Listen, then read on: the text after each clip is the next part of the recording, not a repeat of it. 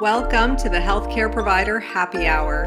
This is a safe space where we invite healthcare providers to unapologetically be themselves after the working day. My name is Jennifer George, and each week I will connect you with guests and stories that will help transform your stress to success and fulfillment. Are you with me?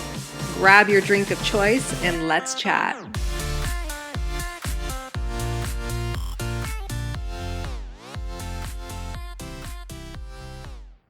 Hey everyone, welcome to the Healthcare Provider Happy Hour.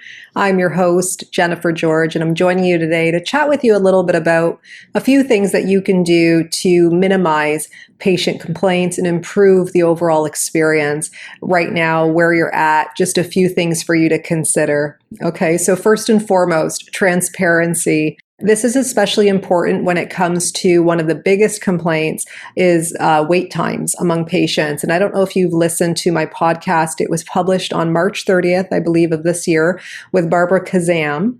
And she's a customer service investigator. And what she does is she basically helps healthcare organizations to improve the patient experience and deal with challenging situations.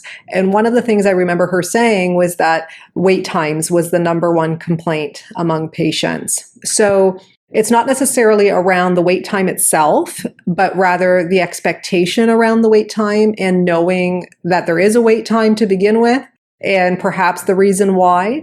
That sometimes helps patients to feel more assured. It helps to put their mind at ease. It saves them from the frustration of having an expectation that you're going to see them right at their time, at their scheduled time.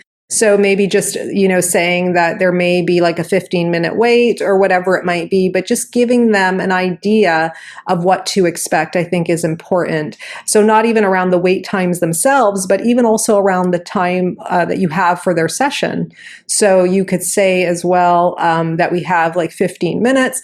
I'd like to address, what's important to you, what matters to you, and kind of go from there. So I think that's also helpful too. I know for me, day to day, I see patients on an inpatient unit. So I try to see them before, so at the beginning of the day, I'll try to see them beforehand. Once I have an idea of what might be best for the schedule, I'll go chat with them and I'll say, if I have to make adjustments, I'll say, we'll have this much time together, and I'll ask for their permission in doing so. And for the most part, it's usually pretty good. I think it's better to do that than to do it at the time, because again, there's an expectation there. And then if you're doing it all at once and you're kind of just doing it on the spot and surprising them, I think that can be taken a little bit less well received than if they had a little bit more time to prepare. Okay.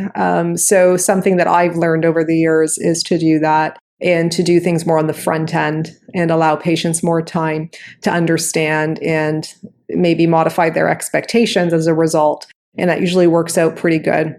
Second, kind of goes in line with this, is looking at quality over quantity. Okay, so it's not the quantity of care that matters, because at the end of the day, if you have a practitioner who isn't present, who isn't allowing time for patients to ask questions and express what matters to them, share a bit about themselves, process information, whatever it might be, then you could still be falling short, in my opinion. So quality over quantity of time. So again, being transparent at the beginning. So sometimes I will say to my patient, we have this much time today, because there is an expectation where I work among patients that, and it's through word of mouth, that everybody gets this amount of time, irregardless, and this is how it is.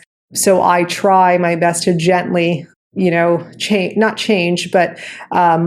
that expectation, because some days it's not that. It's not what they expect. Some days it's going to be this.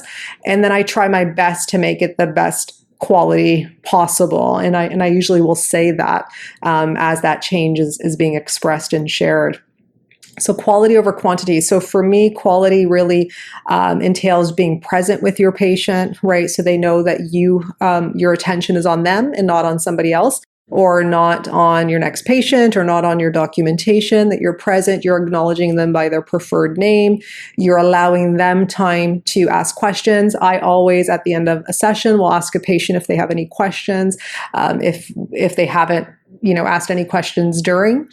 And also, allowing patients time to process the information that they're being received or any testing that you're recommending, whatever it might be, referrals, allowing them the time to process and ask questions again around that as well. So quality over quantity is big.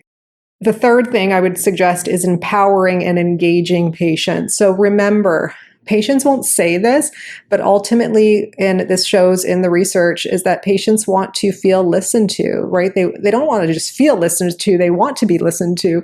They want to be heard. They want to be seen. They want to be validated. They want to be understood, okay? Or at least understanding of what's going on. So that's part of the empowerment piece as well. But it's also part of the engaging piece. Okay, they want to know that not only do they have to be engaged, but you are too. And that's kind of how empowerment works. To me, it's a mutual reciprocation of understanding each other's role in the therapeutic relationship, and then engaging patients and meeting them where they're at so that they can be an active participant, make care decisions for their health and well-being, and offering that to them, and also kind of opening the lines of communication around that. And finally, being clear. So being clear, what I mean by this, it kind of goes in line with transparency, but being clear is also kind of updating patients. So if there's a change in a patient's status, for example, so updating them, or if there was a change in, diagnostic testing, or a follow-up time was rescheduled, or the physician changed, things like that would, help patients to better navigate and to make the experience a little smoother than it might currently be, or if they're caught off guard by something. So always updating about any changes in scheduling, and providers and referrals, whatever it might be, just letting them know on the forefront that, hey, this is what's going on. And if it's not for them, it's the family too, right? So updating caregivers, updating family members on a change in patient status as well is helpful. And those are the main four things I think that if you can consider going into a rapport with, I think that you will start off on the right foot. And remember that the therapeutic rapport and the patient experience is a journey. It's a journey from the time they start the entry into the healthcare system to the time they transition out of it. And at the end of the day, do we ever really stop our healthcare? I don't think we really do. It just kind of changes, right? It's a part of the journey. We just do it in different ways. We just take different paths, whatever it might be. It's all part of healthcare overall. And I think empowering the patient journey in that way is so critical, especially right now, because we all have such a big part to play in the well-being of our communities and in the well-being of our global systems. So if you have any questions around this, don't hesitate to reach out to me on Instagram. My handle's @bestobsessedwithjen. And you could always look up my book, which is Communication is Care, 9 Empowering Strategies to Guide Patient Healing. It's all about how to best communicate with patients to create these empowering experiences for them and help them heal and recover, not only just physically, but also through rapport and connection. Okay.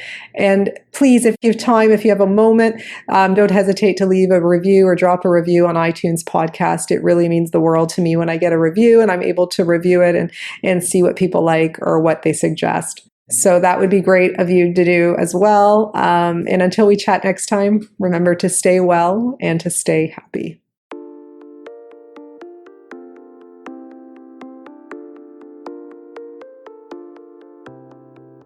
So if you guys like this podcast, please subscribe and leave an honest review. Your feedback means everything to me. Your reviews are what moves this podcast forward, and I always appreciate receiving them. If you want to get a hold of me directly, reach out to me on social media. My handles are in the show notes, and you can always subscribe to my weekly newsletters at jennifergeorge.co so that we can stay connected. So until next time, thank you guys so much again for your ongoing support.